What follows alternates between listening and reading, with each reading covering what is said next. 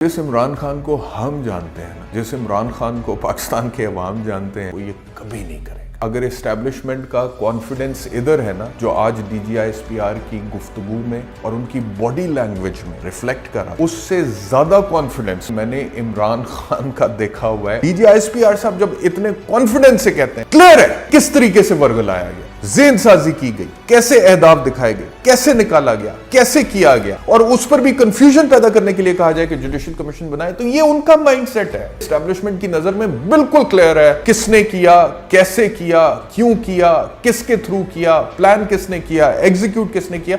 But the point remains that he is not a court of law. D G I S P R کا statement یہ ہے کہ 92-93% لوگ اس بیانیے کے ساتھ نہیں ہیں۔ جو 47% ٹرن آؤٹ ہے، ان نتائج اخذ کیے گئے ہیں، ان نتائج کے اوپر ہی تو سب سے بڑا رولا ہے اس وقت۔ اسی کے اوپر تو سب سے بڑا سوال ہے کہ یہ نتائج جو آئے ہیں یہ ایسے کیسے آئے ہیں۔ پاکستان کی اسٹیبلشمنٹ بھی اسی سوچ کے مطابق تو نہیں چل رہی۔ اگر سیاست میں ہم نہیں تو کچھ نہیں، سیاست میں اگر ہماری مداخلت نہیں تو پھر سیاست نہیں۔ السلام علیکم، میں بیرسٹر احتشام امیر الدین ہوں اور آپ یوٹیوب پر میرا ویلاگ دیکھ رہے ہیں، اور اس ویلاگ کا مکمل focus major general Ahmed Sharif Chaudhry D G I S P R کی پریس کانفرنس ہے۔ ویسے تو سٹوریز اور بھی بہت ساری ہیں، لیکن کیونکہ پاکستان کے سیاسی منظرنامے کو مد نظر رکھتے ہوئے this is the most fundamental story right now, the most fundamental political story right now, تو اس وجہ سے اس ویلاگ میں اسی کے اوپر بات کریں گے۔ اب جن صاحب کی جو گفتگو ہے اس کی بہت ساری ڈائمنشنز کو آئیڈینٹیفائی تو کیا جا سکتا ہے۔ مثال کے طور پہ انہوں نے افغانستان بارڈر پر بات کی ہے، دہشت گردی پر بات کی ہے، لاپتہ افراد مسنگ پرسنز پر بات کی ہے، ٹی ایل پی پر بات کی ہے، بشام دہشت گردی کے حملے میں چینی انجینئرز کی ہلاکت کے کانٹیکسٹ میں سی پیک پر بات کی ہے، کچھ مشرقی بارڈر پر بات کی ہے، کچھ ہمسایہ ممالک کے ساتھ تعلقات یا ان کے معاملات پر بات کی ہے، کچھ کشمیر کے حوالے سے بھی بات ہوئی ہے۔ لیکن once the house was open for questions for the journalist, اس کے بعد جو اس ساری پریس کانفرنس کا محور تھا، جو اس کا مرکز تھا، جو اس کا فوکس اور اس کا ہال مارک نظر آیا ہے، وہ سانحہ 9 مئی اور پاکستان تحریک انصاف کے بانی چیئرمین عمران خان کی ذات اور ان کی پولیٹکس، اور ان کی پولیٹکس کے حوالے سے پاکستان کی فوج نہیں، اسٹیبلشمنٹ مجھے کہنا چاہیے، اسٹیبلشمنٹ کی جو سوچ ہے عمران خان کی پولیٹکس کو لے کر یا 9 مئی کو لے کر، پاکستان کی اسٹیبلشمنٹ کی جو سوچ ہے یا ان کا جو موقف ہے یا وہ ان کا جو فیصلہ ہے، وہ مرکز تھا۔ مثال کے طور پہ اگر ایک جملے میں آپ کو بتاؤں تو وہ یہ کہ جی پہلے معافی مانگیں تو پھر بات چیت ہوگی، پہلے معافی مانگیں تو پھر بات چیت ہوگی۔ اس پہ بھی ابہام ہے کہ معافی مانگیں گے تو بات چیت ہوگی یا نہیں ہوگی، کیونکہ ایک ہی سانس میں اگر بات چیت کے حوالے سے پہلے معافی کا مطالبہ کیا جاتا ہے تو دوسرے ہی لمحے میں یہ کہہ دیا جاتا ہے کہ فوج کو، اداروں کو یہ مناسب نہیں لگتا، زیب نہیں دیتا، تو سیاسی جماعتوں کو، پارٹیز کو آپس میں گفتگو کرنی چاہیے، بات چیت کرنی چاہیے۔ تو اس کے اوپر آتے ہیں، تفصیل سے اس کے حوالے سے بات کرتے ہیں۔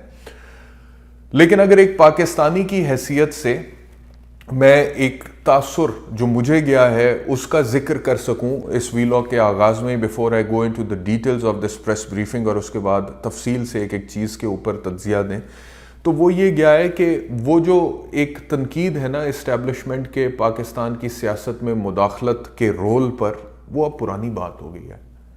That is an old episode, وہ پرانی قسط ہے۔ اب تو معاملہ یہ ہے کہ تاثر یہ جا رہا ہے کہ اسٹیبلشمنٹ کی سیاست میں مداخلت تو ہے اور وہ رہے گی، اور یہ ایسے ہی رہے گی۔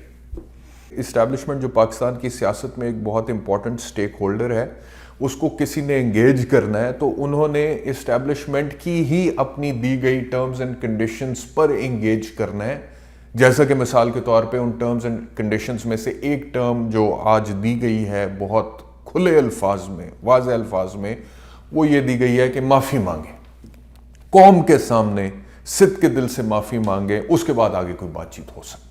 پاکستان تحریک انصاف کو یہ بات سنائی گئی ہے کہ آپ نے فوج اور عوام کے درمیان نفرت اور خلیج پیدا کی ہے، آپ نے شہیدوں کی تصدیق کی ہے، آپ نے دھمکیاں دی ہیں، آپ نے پروپیگنڈا کیا، آپ سے کوئی بات چیت نہیں ہوگی۔ ایسے سیاسی اشاری ٹولے کے لیے ایک ہی راستہ ہے، آگے پھر راستہ دیا جا رہا ہے۔ کہ وہ صدق کے دل سے معافی مانگے قوم کے سامنے اور وعدہ کرے کہ وہ نفرت کی سیاست چھوڑ کر تعمیری سیاست میں حصہ لے گا. یہ راستہ بتایا جا رہا ہے کہ سب سے پہلے آپ کیا کریں کہ آپ صدق کے دل سے قوم کے سامنے معافی مانگیں اور اس کے بعد وعدہ کریں کہ آپ نفرت کی سیاست کو چھوڑ دیں گے اور تعمیری سیاست میں حصہ لیں گے. اور اس کے بعد اگر آپ یہ دونوں باتیں کر بھی لیتے ہیں, یعنی کہ معافی مانگ لیتے ہیں اور پھر یہ وعدہ بھی کر لیتے ہیں, اس کے بعد پھر اگلا جملہ آ گیا کہ ویسے بھی بات چیت سیاسی پارٹیوں کو زیب دیتی ہے, اس میں فوج اور ادارے بالکل مناسب نہیں کہ بات چیت کریں.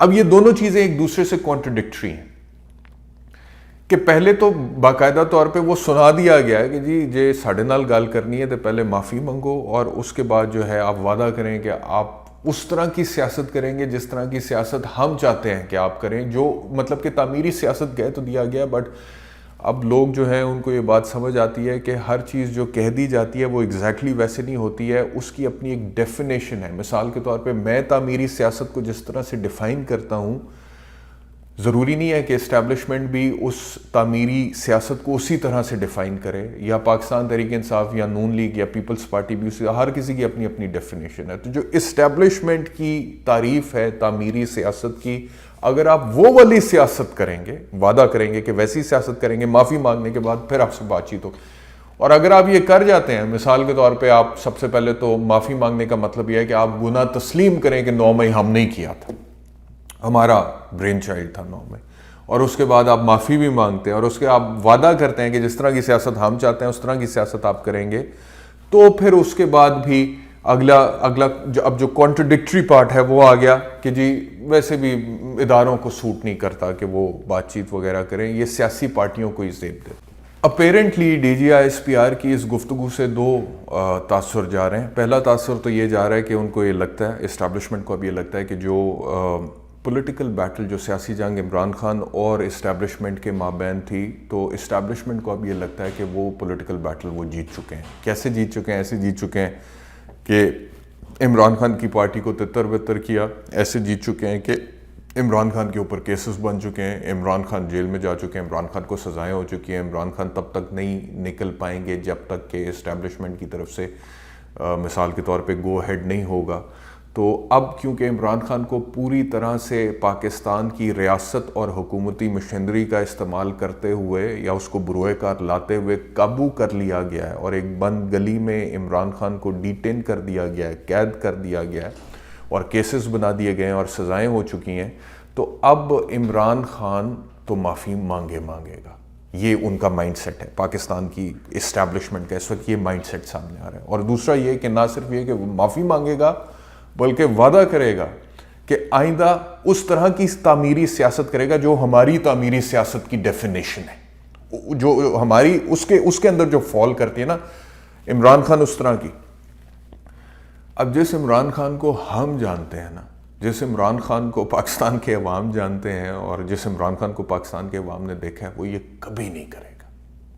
جو مطلب کہ اگر اسٹیبلشمنٹ کا کانفیڈنس ادھر ہے نا, عمران خان کو قابو کرنے کے بعد, جیل میں ڈالنے کے بعد, مقدمے بنانے کے بعد, سزائیں دینے کے بعد, پارٹی کو تتر بتر کرنے کے بعد, جو اسٹیبلشمنٹ کا کانفیڈنس ہے نا جس لیول پہ ہے, جو آج D G I S P R کی گفتگو میں اور ان کی باڈی لینگویج میں اور ان کے الفاظ میں جھلک رہا تھا, ریفلیکٹ کر رہا تھا, آپ کو نظر آ رہا تھا, وہ کانفیڈنس جو ہے اس سے زیادہ کانفیڈنس میں آپ کو بتا رہا ہوں کہ میں نے عمران خان کا دیکھا ہوا ہے ان حالات میں جب وہ زمان پاک لاہور میں بیٹھے ہوتے تھے 9 مئی کے واقعات ہونے کے بعد. حالانکہ میں اب عمران خان سے جا کے نہیں ملا جیل میں, لیکن جو ہماری گفتگو ہوتی ہے ان لوگوں سے جب میری بات ہوتی ہے جو عمران خان کو ملے ہیں, اور ان لوگوں سے میری جب بات ہوتی ہے جنہوں نے عمران خان سے آج کل کے دنوں میں ملاقات کی ہے, گفتگو کی ہے, ان کی باڈی لینگویج دیکھی ہے, وہ یہ بتاتے ہیں کہ خان ویسے کا ویسا ہی ہے, بلکہ پہلے سے زیادہ وہ عمران خان کا کانفیڈنس لیول ہائی ہے اس حوالے سے. تو اگر اسٹیبلشمنٹ کا یہ فیصلہ ہے کہ ہم نے ان ٹرمز اینڈ کنڈیشنز پر بات کرنی ہے، تو گو کہ پاکستان تحریک انصاف کی طرف سے بہت ساری دفعہ یہ بات سامنے آ چکی ہے، اور عمران خان کے اریسٹ سے پہلے میں نے خود عمران خان کو یہ کہتے ہوئے سنا ہے کہ جی ہم بات چیت کرنے کے لیے تیار ہیں، مذاکرات کرنے کے لیے تیار ہیں، اسٹیبلشمنٹ سے انگیج کرنے کے لیے تیار ہیں. تو وہ ساری باتیں اپنی جگہ پہ، لیکن اگر اسٹیبلشمنٹ یہ سمجھے کہ مکمل ان کی دی گئی ٹرمز اینڈ کنڈیشنز کے مطابق بات چیت ہوگی تو ایسے عمران خان بھی بات چیت نہیں کرے گا. بات چیت اگر ہوگی تو سرٹنلی عمران خان کا مائنڈ سیٹ یہ ہے کہ وہ میوچول ٹرمز اینڈ کنڈیشنز پر ہوگی، اس کے کوئی ٹی او آرز ہوں گے، کچھ آپ اپنی سامنے باتیں رکھیں گے، کچھ ہم اپنی باتیں سامنے رکھیں گے، اس کے اوپر پھر ڈائیلاگ ہوگا اور اس کے مطابق کچھ چیزیں فائنلائز ہوگی. لیکن کیونکہ اس وقت اسٹیبلشمنٹ کو یہ لگتا ہے کہ وہ پولیٹیکل بیٹل ون کر چکے ہیں اور وہ طاقت میں ہے اور عمران خان جیل میں ہے، تو لہٰذا اسی طرح چلے گا. لیکن اگر ان کو یہ لگتا ہے کہ اسے، تو مجھے نہیں لگتا، مجھے سرٹنلی نہیں لگتا کہ ان ٹرمز اینڈ کنڈیشنز کے مطابق عمران خان آ کر آپ سے بات چیت کرے گا. اور اگر وہ نہیں کرے گا تو سرٹنلی یہ ڈیڈ لاک اسی طرح رہے گا. آپ کو لگتا ہے کہ the loss is of Imran Khan, آپ کو لگتا ہے کہ عمران خان کا نقصان ہے، وہ جیل میں ہے، نقصان تو اس کا ہو رہا ہے، کیسز تو اس پر بنے ہوئے ہیں، سزائیں تو اس کو ہوئی ہیں، تو اس کی نظر میں یہ لاس نہیں ہے. جہاں سے میں عمران خان کو دیکھ رہا ہوں، یا جتنی کہ میں نے عمران خان کی مینٹیلٹی کو ریڈ کیا ہے، اس کی نظر میں ہر جیل میں گزرنے والا لمحہ عمران خان کا، جیل میں گزرنے والا ہر دن عمران خان کا، عمران خان کی نظر میں اس کا گین ہے، اس کا فائدہ، اس کا بینیفٹ ہے. کیونکہ اس کا جو کنیکشن عوام کے ساتھ جڑا ہے وہ مزید مضبوط ہو رہا ہے. ان کی نظر میں، خان صاحب کی نظر میں، عمران خان کی نظر میں، ہر جیل میں گزرنے والا دن عمران خان کو، اس کی بانڈنگ کو، اس کے کنیکشن کو، اس کے نیکسس کو پاکستان کے عوام کے ساتھ یا اپنے ووٹر، فالوور، ووٹ بینک کے ساتھ زیادہ مضبوط کر رہے ہیں. تو عمران خان کو بھی جلدی نہیں ہے. اگر مثال کے طور پہ اس طرف اسٹیبلشمنٹ کو جلدی نہیں ہے ڈائیلاگ کی، بات چیت کی، تو ادھر عمران خان کو جیل میں ہونے کے باوجود جلدی نہیں ہے. He is going to take his own time. If you want time, you just want your terms and conditions, he would also be ready to spend more time in jail. جو عمران خان کی mentality ہم سمجھیں، جو ہمیں نظر آتی ہے. تو ایک تو یہ بات ہے، اس طرح سے تو یہ بات آگے نہیں جائے گی، یہ ڈیڈ لاک کریٹ رہے گا. دوسری بات جو جیل صاحب نے کی، وہ انہوں نے کہا کہ فوج نے اپنے اندر تک احتساب کر لیا ہے. اب یہ 9 مئی کے حوالے سے بات کر لیتے ہیں. وہ کہتے ہیں جی کہ فوج نے اپنے اندر تک احتساب کر لیا ہے. 9 مئی کرنے والوں کا احتساب کیوں نہیں ہوا؟ پہلی بات، سب سے پہلی بات تو یہ ہے کہ فوج نے کون سا احتساب کیا؟ مطلب کہ فوج نے جو احتساب کیا ہے اس کی ڈیٹیلز عوام کے ساتھ شیئر کی جائیں. مختلف رپورٹس آتی ہیں جو صحافی اسٹیبلشمنٹ کے قریب ہیں، مختلف صحافی جو اسٹیبلشمنٹ کے قریب ہیں، ان کے منہ سے آپ کو خبریں سننے کو ملتی ہیں کہ یہ ہو گیا، وہ ہو گیا، ایسے ہو گیا. اس میں کچھ کانٹرڈکٹری باتیں بھی آ جاتی ہیں. تو اگر فوج نے اپنے اندر کوئی 9 مئی کے حوالے سے خود احتسابی کی ہے تو D G I S P R اسی پریس بریفنگ میں یا اگلی پریس بریفنگ میں میرے خیال میں عوام کو اعتماد میں لیں اور بتائیں کہ 9 مئی کے حوالے سے فوج نے خود احتسابی اگر کوئی کیا ہے تو وہ ایگزیکٹلی کیا ہے. کیا کچھ لوگوں کے خلاف کوئی ایکشن لیا گیا ہے؟ کیا اس وقت کے کور کمانڈر لاہور کے خلاف کوئی ایکشن لیا گیا ہے؟ کیا کوئی اور افسران کے خلاف ہے؟ اور اگر لیا گیا ہے تو کیا لیا گیا ہے؟ ایک تو اس کے اوپر ابہام ہے کہ وہ کہتے ہیں کہ ہم نے احتساب کیا ہے، تو کیا کیا ہے اس کی ڈیٹیلز کسی کے پاس ود سرٹنٹی نہیں ہے. دوسرا یہ ہے کہ وہ کہتے ہیں کہ 9 مئی کرنے والوں کا احتساب کیوں نہیں ہوا. تو سوال یہ پیدا ہوتا ہے کہ کس طرح ہو.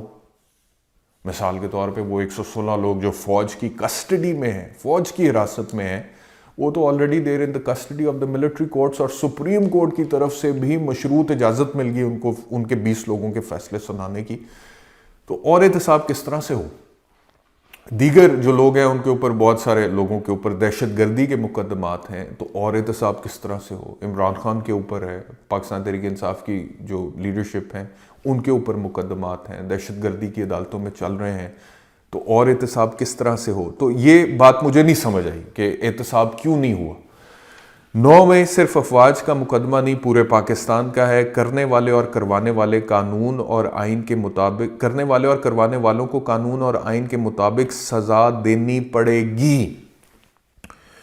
بالکل ٹھیک ہے، سزا دینی پڑے گی، لیکن یہ سزا دینا عدالتوں کا کام ہے. ہمارا تو مدعا، ہمارا مقدمہ شروع سے یہ ہے کہ اچھا حضور والا، آپ کو لگتا ہے کہ یہ 9 مئی کے ملزمان ہیں، آپ کے پاس ان کے خلاف کوئی شہادتیں ہیں، کوئی ثبوت ہیں، آپ مدعی بن جائیں، آپ عدالت کو جا کے، منصف کو جا کے وہ شواہد، وہ ثبوت ہینڈ اوور کر دیں، پروسیکیوٹ کریں، آرگیو کریں، دلیل دیں، قانون سائٹ کریں، اور اس کے بعد منصف کو فیصلہ کرنے دیں.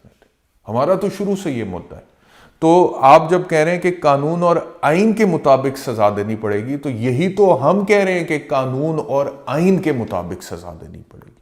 لیکن اگر قانون اور آئین سے ماوراء ان کے حقوق کو پامال کر کے معاملات آگے بڑھیں گے، فوجی عدالتوں میں آگے بڑھیں گے، جو رائٹس آف دی ایکیوزڈ ہیں ان کو نظر انداز کر کے آگے بڑھیں گے، تو وہ قانون اور آئین کے مطابق نہیں ہے.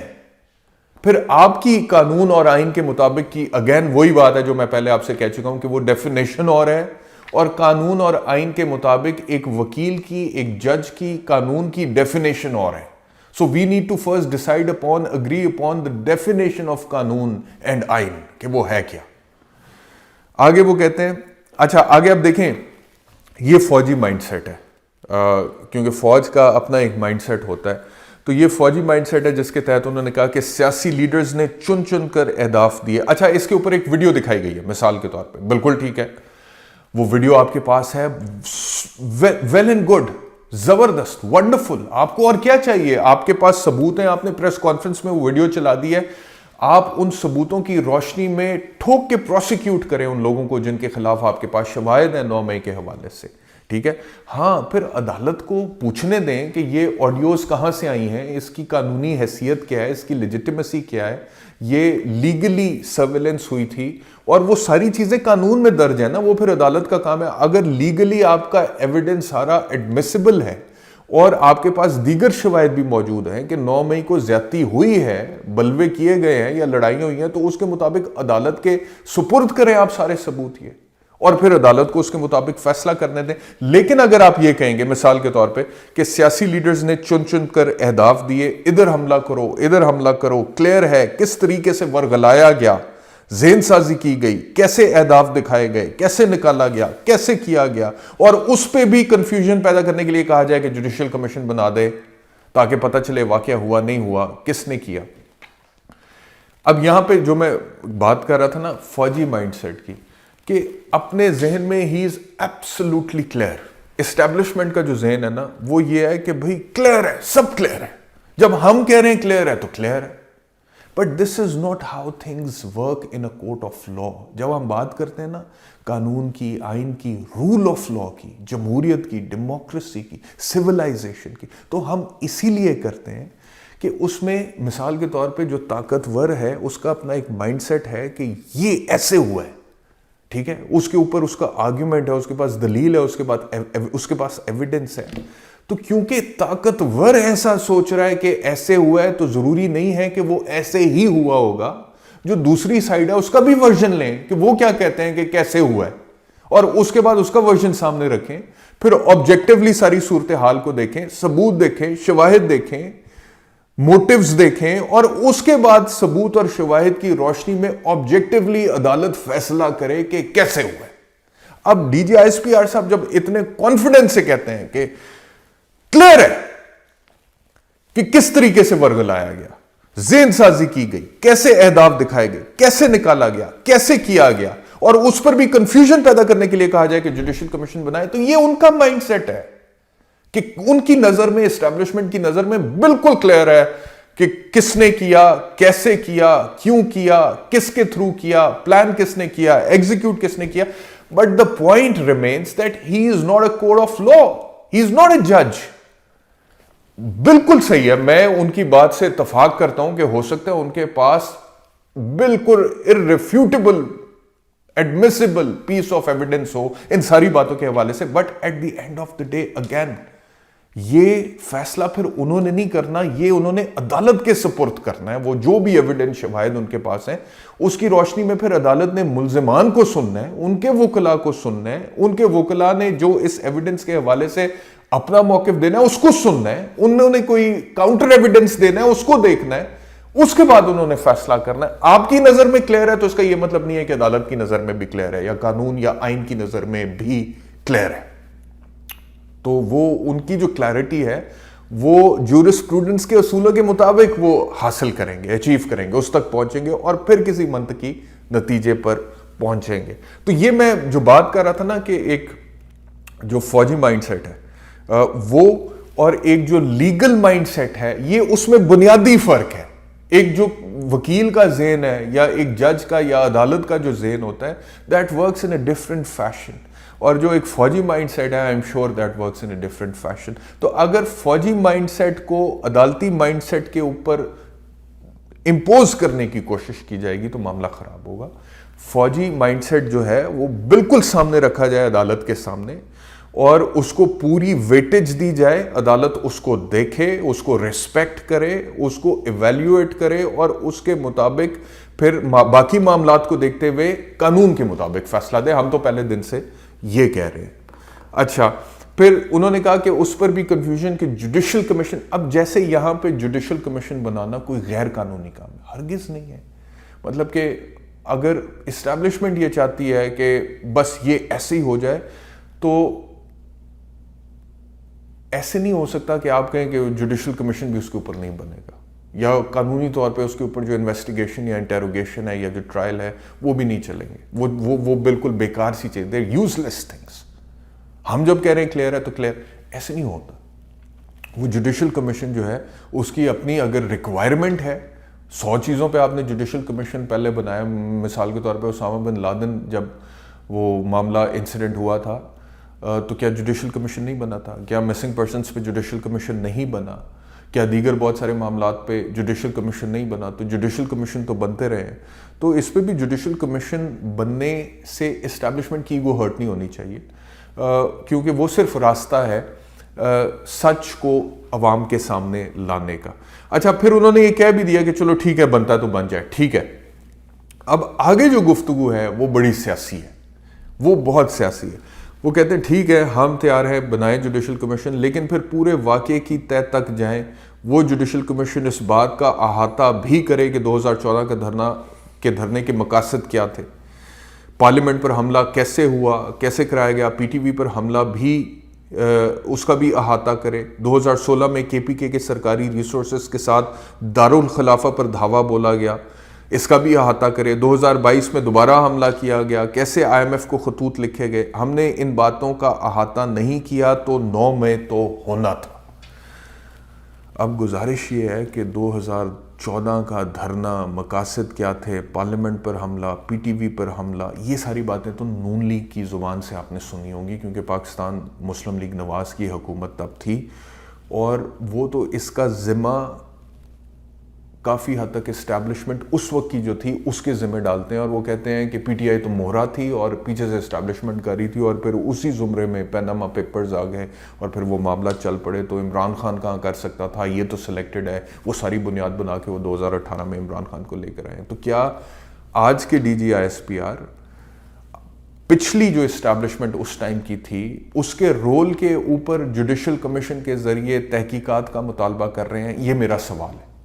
کیونکہ اگر یہ سارے معاملات کھلیں گے تو وہ صرف عمران خان کے خلاف یا پی ٹی آئی کے خلاف نہیں کھلیں گے, وہ اس وقت کی اسٹیبلشمنٹ کے خلاف بھی کھلیں گے. اور اگر یہی کر رہے ہیں تو ویری گڈ, بالکل ہونا چاہیے. ہم تو پہلے دن سے کہتے ہیں کہ جو انکوائری ہے وہ صاف شفاف ہونی چاہیے, اور اس کا جو طریقہ کار ہے اس میں سب کے حوالے سے انکوائری ہو سکتی ہے یا اکاؤنٹیبلٹی ہو سکتی ہے, اور احتساب ہونا چاہیے اس حوالے سے. تو ایک تو یہ ہے. دوسرا جو انہوں نے گفتگو کی ہے وہ یہ ہے کہ جی 8 فروری کے حوالے سے کہ جو سوال کیا گیا ان سے, تو اس پہ انہوں نے جواب یہ دیا کہ یہ جو بیانیہ بنایا جا رہا ہے کہ 8 فروری کو 9 میں گم ہو گیا, اب اس میں جو فگرز جس طرح سے D G I S P R نے دیے ہیں وہ تھوڑا عجیب ہی ہے, سمجھ سے باہر. اس وجہ سے ہے کہ مثال کے طور پہ انہوں نے کہا کہ سب سے پہلی بات انہوں نے کہا کہ ووٹر ٹرن آؤٹ 8 فروری کے جنرل الیکشنز میں 47%, اس پارٹی کو پڑے ہیں ووٹ، یعنی کہ پی ٹی آئی کو پڑے ہیں 18.5 ملین ووٹ، ٹھیک ہے. کل کا 31%، جو ان کی ٹوٹل ووٹ جو پڑا ہے اس کا 31% بنتا ہے. وہ کہتے ہیں 70% ووٹ اس بیانیے کو نہیں پڑا. تو آبادی کے تناسب سے دیکھیں تو کل آبادی کا 7.5% بنتا ہے. 93% آپ کی آبادی ہے اس بیانی کے ساتھ نہیں کھڑی. تو یعنی کہ اس الیکشن میں سے جو نتائج نکلے ہیں ان نتائج کی بنیاد پر D G I S P R کا سٹیٹمنٹ یہ ہے کہ 92-93% لوگ اس بیانی کے ساتھ نہیں کھڑے. وہ نتائج، سب سے پہلی بات تو یہ ہے کہ جو 47% ٹرن آؤٹ ہے اس میں جو نتائج اخذ کیے گئے ہیں ان نتائج کے اوپر ہی تو سب سے بڑا رولا ہے اس وقت. اسی کے اوپر تو سب سے بڑا سوال ہے کہ یہ نتائج جو آئے ہیں یہ ایسے کیسے آئے ہیں. مثال کے طور پہ جس فگر کا حوالہ D G I S P R دے رہے ہیں کہ 31% ووٹ ڈلا ہے پاکستان تحریک انصاف کو، تو سوال یہ ہے کہ کیا یہ 31% ڈلا ہے یا یہ 31% بنایا گیا ہے؟ کیونکہ وہ ساری ایپیسوڈ تو لوگوں کے سامنے ہے، جس طرح نتائج آ رہے تھے پھر رکے، پھر ایک لمبا طویل عرصہ خاموشی، اور اس کے بعد دوبارہ نتائج آنا شروع ہوئے اور اس کے بعد وہ ٹپسی ٹربی ہو گئے. ہارتا ہوا خواجہ آصف جیت گیا، اور بہت سارے حلقوں میں پاکستان تحریک انصاف کے کینڈیڈیٹس کا کہنا ہے کہ دھاندلی ہوئی ہے، form 47، form 45 and what not. ٹھیک ہے، تو اس الیکشن کے نتیجے کو ایز گوسپل ٹروتھ آپ پریزنٹ کیا کر سکتے ہیں؟ یہ ایک سوال ہے. دوسرا سوال یہ ہے کہ اگر اسی نتیجے کو آپ پکڑ لیں تو جو ٹوٹل ووٹر ٹرن آؤٹ ہے آپ نے اسی میں سے دیکھنا ہوتا ہے، آپ نے کل آبادی کا نہیں دیکھنا ہوتا کہ، اور اس کی بنیاد پہ آپ یہ فگر جو دے دیں میتھمیٹیکل فارمولا جو بھی آپ کا ہے اس کے مطابق کہ 92% لوگ اس بیانی کے ساتھ نہیں ہیں. تو یہ کچھ سمجھ سے باہر ہے کہ آپ الیکشنز کے سٹیٹسٹکس کو پوری آبادی پہ اپلائی کر کے اس کے مطابق اپنا ایک فگر دیں کہ جی یہ ہے اس پارٹی کی فالوئنگ یا اس کے. تو بہرحال یہ جو چیز ہے اس کے اوپر سرٹنلی میرے خیال میں یہ ان کا اپنا ایک پوائنٹ آف ویو ہے، ان کا موقف ہے جو انہوں نے سامنے رکھا ہے. ایک اور بات جو انہوں نے کی وہ یہ تھی کہ مذموم سیاسی سوچ ہے، ہم نہیں تو کچھ نہیں. کیا آئی ایم ایف کے سامنے مظاہرے نہیں کیے؟ کیا لابنگ فرم رکھ کے پابندیاں لگائی جائے پاکستان کے اوپر؟ یہ لابنگ نہیں کی گئی. سعودی عربیہ کے بارے میں بات چیت کی گئی تو ان کے لیے کوئی حد نہیں ہے، وہ بس چاہتے ہیں ملک کسی طرح سے نیچے جائے، معاشی طور پر ترقی نہ کرے. یہ جو جملہ ہے نا، ہم نہیں تو کچھ نہیں، میرے خیال میں یہ پاکستان کا اس وقت بہت بڑا پرابلم ہے. اور D G I S P R اگر پاکستان تحریک انصاف کے اوپر اس حوالے سے تنقید کر رہے ہیں تو پاکستان تحریک انصاف کو اپنے گریبان میں ضرور جھانکنا چاہیے، لیکن پاکستان کی اسٹیبلشمنٹ کو بھی دیکھنا ضروری ہے کہ کیا کہیں جانے انجانے میں پاکستان کی اسٹیبلشمنٹ بھی اسی سوچ کے مطابق تو نہیں چل رہی کہ ہم نہیں تو کچھ نہیں. یعنی کہ اگر سیاست میں ہم نہیں تو کچھ نہیں، سیاست میں اگر ہماری مداخلت نہیں تو پھر سیاست نہیں. یہ اسٹیبلشمنٹ کو بھی دیکھنا بہت زیادہ ضروری ہے، کیونکہ ابھی تک کی جو صورتحال ہے اس میں اگر پی ٹی آئی کے اوپر یہ تنقید اسٹیبلشمنٹ کی طرف سے ہے کہ یہ تو کہتے ہیں ہم نہیں تو کچھ بھی نہیں، تو پی ٹی آئی کی بھی یہی تنقید ہے کہ آپ کہتے ہیں کہ اگر ہم سیاست میں نہیں تو سیاست پھر ایسے نہیں ہوگی، پھر حکومتیں بدل دو، گرا دو، بنا دو، پھر کھڑا کر دو، پھر گرا دو، پھر نئے کو لے آؤ، پھر دوسری کی باری، پھر تیسرے کی باری. تو یہ والا جو معاملہ ہے یہ آپ اسی طرح پھر چلاتے ہیں، اور اس میں پھر ملک کا نقصان ہوتا ہے، لوگوں کا نقصان ہوتا ہے، معیشت کا نقصان ہوتا ہے، لانگ ٹرم پلاننگ نہیں بن پاتی ہے، ملک ترقی نہیں کر پاتا ہے، پیچھے چلا جاتا ہے، ادارے تباہ ہو جاتے ہیں، کرپشن ہوتی ہے، کمپرومائزز ہوتے ہیں، سمجھوتے ہوتے ہیں، ڈیلز ہوتی ہیں، این آر اوز ہوتے ہیں، پھر وہیں سے دوبارہ معاملہ شروع ہوتا ہے، پھر ادھر تک جاتا ہے، پھر ریورس ہوتا ہے، پھر ادھر تک جاتا ہے، پھر ریورس ہوتا ہے. انفارچونیٹلی پاکستان کے ساتھ یہی ہو رہا ہے، اور ایک وشیس سرکل ہے. جیسے آئی ایم ایف کا وشیس سرکل ہے نا، ویسے پاکستان کی پولیٹکس کا بھی وشیس سرکل ہے، جس کے اندر پاکستان کی پولیٹکس اور پاکستان کا ووٹر پھنسا ہوا ہے اور ملک ترقی نہیں کر پا رہا، اس وشیس سرکل سے باہر نہیں نکل پا رہا، آگے نہیں جا پا رہا. یہ نواز شریف کو بنایا جاتا ہے، پھر گرایا جاتا ہے، پھر کسی اور کو بنایا جاتا ہے، پھر گرایا جاتا ہے، پھر نواز شریف کو لایا جاتا ہے، پھر پیپلز پارٹی کے ساتھ ڈیل ہو جاتی ہے، پھر عمران خان کو لایا جا رہا ہے، پھر اس کو گرایا جا رہا ہے، پھر کسی اور کے ساتھ ڈیل. تو یہ والا جو وشیس سرکل ہے، اس سے مطلب کہ میں تو کہتا ہوں کہ جی ٹھیک ہے، آپ یہ کہہ رہے ہیں کہ جی 2018 میں عمران خان کو سپورٹ کیا گیا، تو جس طرح سے سپورٹ کیا گیا تھا تو کیوں کیا گیا تھا، اور پھر گرایا گیا تو کیوں گرایا گیا؟ پاکستان کی پالیٹکس کو آزاد کیوں نہیں چھوڑ دیا جاتا؟ ووٹر کے سپورٹ کیوں نہیں کر دیا جاتا؟ یہ کیا اس کے پیچھے بھی یہ سوچ ہے کہ ہم نہیں تو کچھ نہیں؟ تو اس کے اوپر بھی دیکھنے کی ضرورت ہے. بہرحال اس کے علاوہ بھی بہت ساری چیزیں تھیں جو کہ اس میں ڈسکس ہوئی ہیں. بہاول نگر انسیڈنٹ ڈسکس ہوا ہے. اس کے علاوہ فوج کے حوالے سے کوئی ٹیکسز وغیرہ کے حوالے سے بھی گفتگو وغیرہ ہوئی ہے. تو وہ اب ساری چیزیں جو ہے وہ آپ نے دیکھی ہوں گی، سنی ہوں گی. لیکن اوور آل جو ہے میں یہ سمجھتا ہوں کہ اس پریس کانفرنس کے بعد جو ایک بھرپور تاثر پاکستان کے عوام کو گیا ہے کہ وہ یہ ہے کہ جی اسٹیبلشمنٹ اور عمران خان کی سیاسی جنگ میں اسٹیبلشمنٹ اب یہ سمجھ رہی ہے کہ وہ جیت چکی ہے، اور اب اس نے عمران خان کو ٹرمز آف سرنڈر دیا ہے کہ تمہارا سرنڈر ہو چکا ہے، اور تمہارا سرنڈر ہم قبول کریں گے ان ٹرمز اینڈ کنڈیشنز پہ کہ معافی مانگو اور وعدہ کرو کہ آئندہ اس طرح کی سیاست نہیں کرو گے، اچھے بچوں کی طرح چلو گے تو پھر ہم تمہارے ساتھ آگے چلیں گے. تو اب لوگوں کا جو سارا فوکس ہے، ان کی جو نظریں ہیں، وہ پاکستان تحریک انصاف کے بانی چیئرمین عمران احمد خان نیازی کے اوپر ہے کہ وہ اس پہ کیا ریسپانس دیں گے. اس ویلاگ پہ اتنا ہی. اپنا خیال رکھیے. اللہ حافظ.